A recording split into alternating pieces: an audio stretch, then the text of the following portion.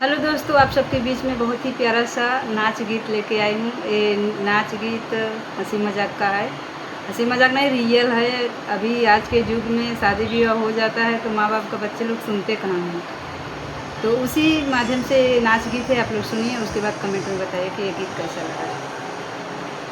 कलयुग में मेहरी प्यारी भाई, कलयुग में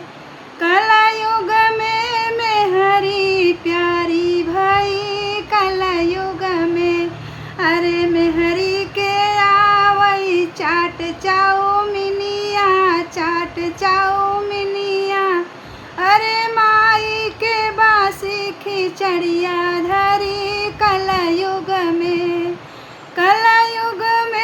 मेहरी प्यारी भाई, कलयुग में अरे मेहरी के आवई नई नई सड़िया, नई नई सड़िया, अरे माई के फटल लुगरिया धरी, कलयुग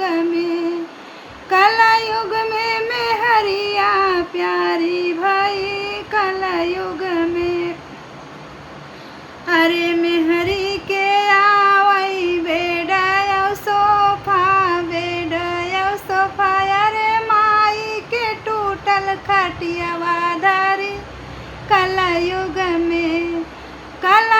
में मेहरिया प्यारी भाई, कलयुग में मेहरिया प्यारी भाई, कलयुग में। ये गीत कैसा लगा कमेंट में ज़रूर बताना। रियल है ये, कोई अच्छा बेटा है ऐसा नहीं है। कोई तो कोई क्या ज़माना ही बदल गया है।